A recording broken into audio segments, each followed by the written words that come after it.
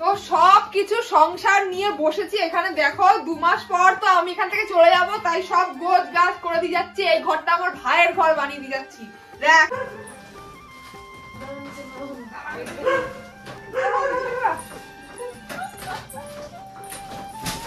আমি শ্বশুর বাড়িতে পরার জামা এখন চুজ করছি। শ্বশুর বাড়িতে গিয়ে কেউ পুরনো জামা পরে, তোমরাই বলো গাইস, আমাকে মনে হচ্ছে পুরনো জামা পরতে হবে। 2015 সালে আমি টাকা কবে খরচা করেছি দেখো, এখানে লেখা আছে।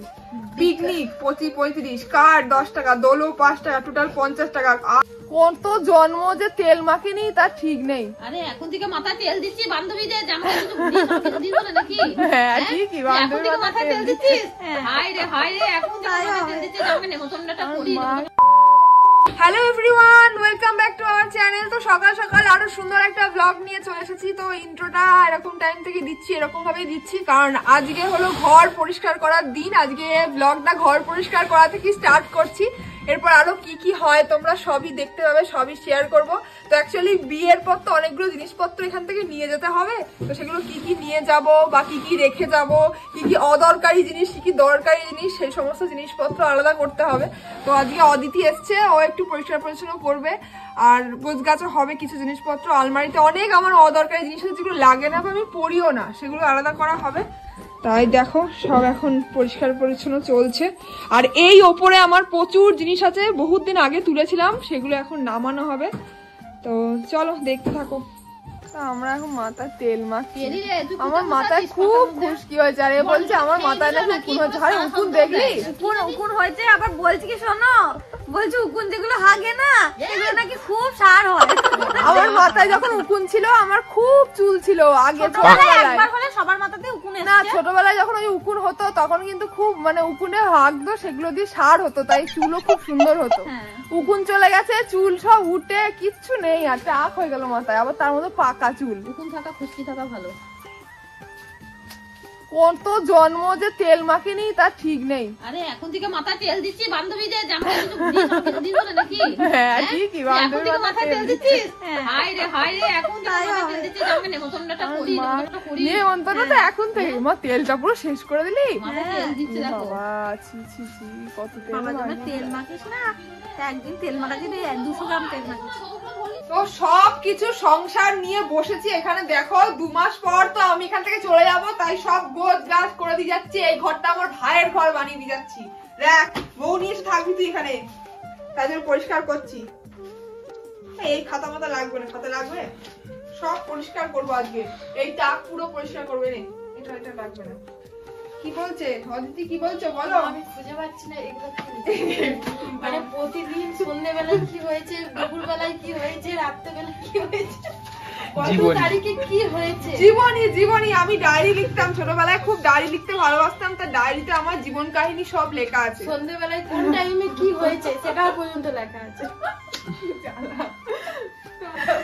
2015 সালে আমি টাকা কবে খরচা করেছি দেখো, এখানে লেখা আছে। পিকনিক 25-35, কার 10 টাকা, দোলো 5 টাকা, টোটাল 50 টাকা। আর কোনো আয় হয়নি, কোনো সঞ্চয় হয়নি। জানুয়ারি মাসের 2 তারিখে বাস 5 টাকা, কি কার্ডবোর্ড 10 টাকা না কি 15 টাকা, সব লেখা আছে। বাস 6 টাকা, মাইনে 300 টাকা, বাস 22 টাকা, খাই 5 টাকা, ফুচকা খাই 10 টাকা, সকালে খাওয়া 20 টাকা। মানে প্রতিদিন ক টাকা খরচ করতাম সব লেখা আছে। টাকা আয় হয়নি সেটাও লেখা আছে। আয় ব্যয় সব লিখতাম, ডেলি সব খরচ সঞ্চয় সব, মানে ওই ছোটবেলা থেকে আমি আয় ব্যয় আর সঞ্চয়টা লিখতাম, সব লেখা আছে এর মধ্যে। 7 জন্মকালকার জামা কাপড় সব নামিয়েছি, সব জামা কাপড় আজ ফেল দেবো, কিচ্ছু রাখবো না, এই কোনো কাজের না, ফালতু মায়া বাড়ি রাখা। আর এই যে পোডলা 300 বছর আগে তোলা হয়েছিল, আমি নবনীতা আর পর্ণা 3 জন মিলে তুলেছিলাম, এই পোডলা এখন নামানো হবে নিচে। এক ঝুড়ি জিনিস এখন ফেলে দিচ্ছি, এর পাশাপাশি আরো হবে, আরো কত জিনিস যে এখন ফেলতে হবে তার ঠিক নেই। বিশাল বড় পোডলা।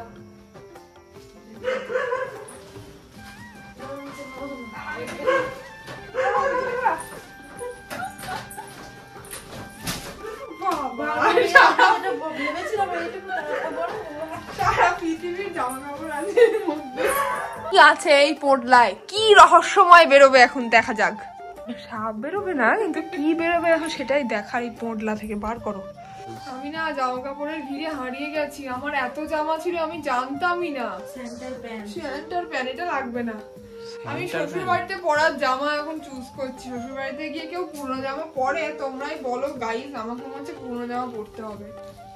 এই তো হাত কাটা জামা, এটা আমার, মনে হচ্ছে আমারই। এটা বাইরে রাখছি, আমি একদিন পরে ভিডিও করবো। স্যান্টা ক্লজ রাখো, স্যান্টা ক্লজের টাইম আসছে তো, পরাই যায়। ওই জন্য তো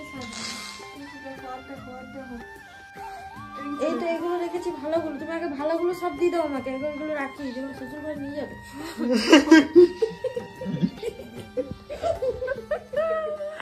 শ্বশুর ঘরে নিয়ে যাবো গো। এখন আমি খাবো দুপুরের খাবার 4টের সময়। সঙ্গে আছে চিংড়ি মাছ, মাছের মাথা দিয়ে বাঁধাকপি চাটনি, আর সঙ্গে আছে আমাদের মিনু। এই মিনু।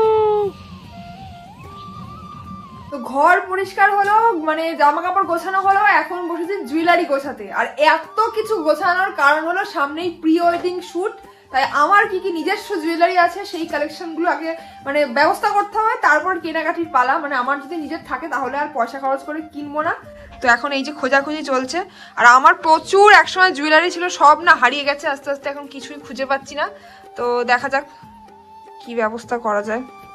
এতক্ষণ হলো ঘর পরিষ্কার, মোটামুটি ঘর দোর পুরো কমপ্লিট পরিষ্কার করে একদম চকচকে করে দিয়েছি। কি কি নিয়ে যাব কি কি নিয়ে যাব না সব কিন্তু গুছিয়ে ফেলেছি, দেখো 2 মাস আগে থেকে। তো যাই হোক, অনেক খেটেছে আজকে অদিতি।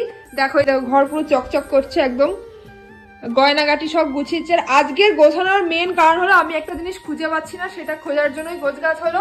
আর তার পাশাপাশি হচ্ছে প্রি ওয়েডিং এ যাবো, তার জন্য জিনিসপত্র গুছিয়ে রাখলাম।